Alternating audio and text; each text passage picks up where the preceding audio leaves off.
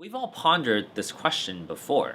If something was really cheap, but it wasn't your first choice, could you buy it and incorporate it into your lifestyle? Well, my name is Alex from SipNode Tech. Thanks for tuning in. How you doing? And today we are going to be talking about the Nexus 5X from Google and LG, and whether you can live with 16 gigabytes for a little over $200. After this.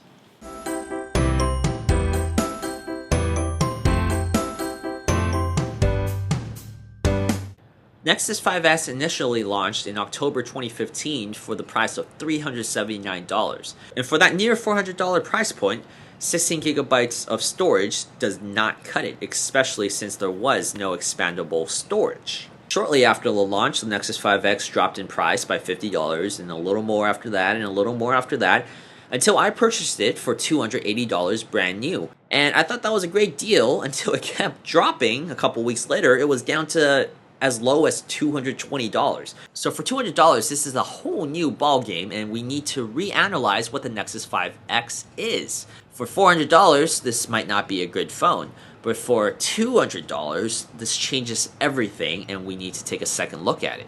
What you're getting for $200 now is a 5.2-inch display good for 1080p resolution. It's also run by a Snapdragon 808, which powered the LG G4 last year, and 2 gigabytes of RAM. Behind that, we have a 2700 milliamp battery, which is supposed to get you through a day. I have mixed reactions to that because the battery still isn't that great on this Nexus 5X. We also have a 12 megapixel back camera, so it also shoots 4K. It's slightly below the 6P in quality, but it's a decent camera, and we'll take a look at that really quickly. The camera experience is also pretty good. You're using the default Google camera app, and it works as advertised.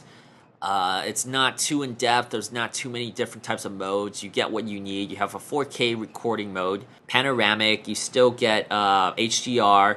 So all of that stuff is there, and they keep it in a very simplistic package. Autofocus is semi-reliable. It's pretty good. As you can see from some of the photos I'm showing you, I took this inside a convention center at NAMM 2016, and the photo quality is pretty good. It's pretty sharp. The colors are pretty cool and pretty natural tone to what you're actually seeing with your eye. In low light, you're not getting the best performance here. This is not the highest end camera in the world.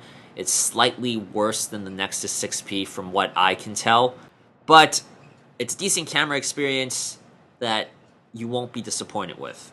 The volume rocker and power button feel a little mushy and cheap feeling.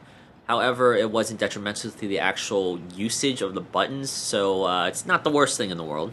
What was detrimental to the experience of the phone was the speakers. Or the speaker, actually. It's actually just one speaker, so it looks deceiving because it looks like we have dual front-facing speakers, but in fact we only have one speaker on the bottom front of the phone.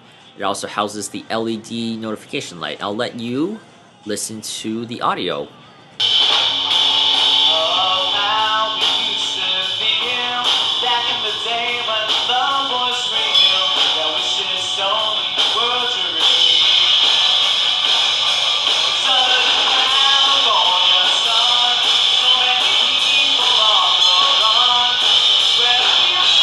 The audio was very muffled, and it gets distorted when you turn your volume all the way up.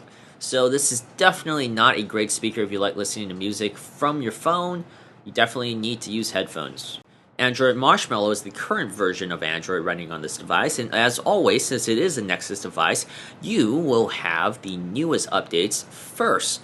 And that is a perk. If you really do like updates, you always go for a Nexus device. So $200 for this is also a added bonus. So back to that initial question that I asked in the very beginning of the video. Can you live with 16 gigabytes if you're only paying $200? And the answer is a resounding yes. Yes, you can. You can live with this phone because it's $200. Because you're paying for something that is worth way more than what it's worth right now. And I have to say, I was skeptical at first. But I've noticed that I can live with just Google Photos. I don't need an SD card to save my photos on. I can use Google Drive on a consistent basis, everyday basis. I can use Google Play Music. I can use Spotify. I don't have to save photos or music onto my phone anymore.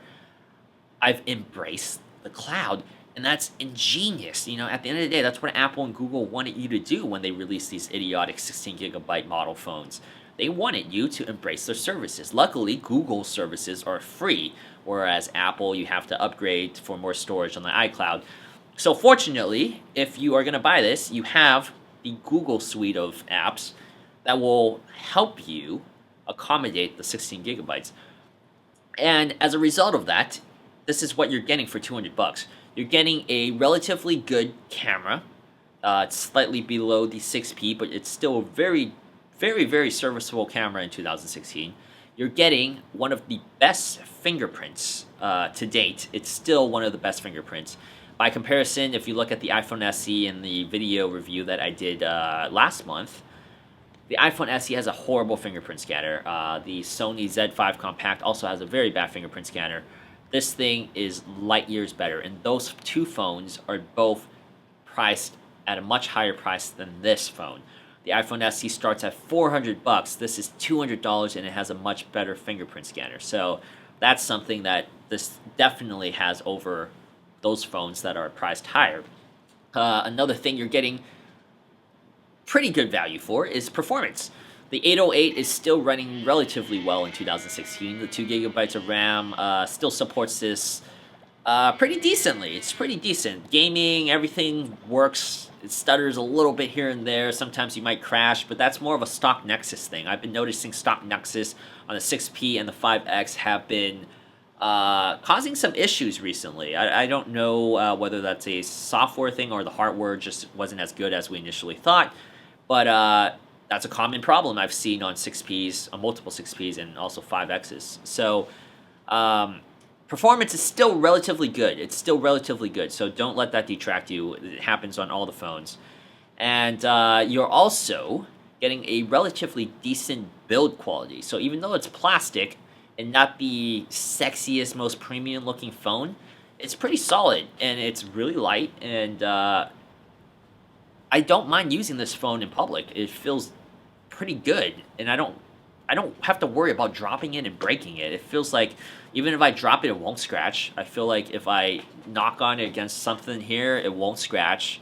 Even though I know it's not true. I know it's not true, but it feels like it. After using dual glass phones like the Xiaomi Mi Note and the S7 Edge and stuff like that, it feels like you just place it on a table and it could scratch. But with this phone, there's something about the plastic that reminds you of the old days where you didn't even have to worry about your phone. You just throw it down, and it won't break. That's not true. Like I said, it's not true, but it feels that way because of the plastic. So you don't have to worry about that. And ultimately, I think this is a great buy for $200, and I think you should take a look at it if you're on an extreme budget. Once again, my name is Alex from SipNoTech. Thank you guys so much for watching the video. Be sure to subscribe, like our videos, and also check out our social media. And I will be back very soon with a lot more videos. I'll see you guys next time.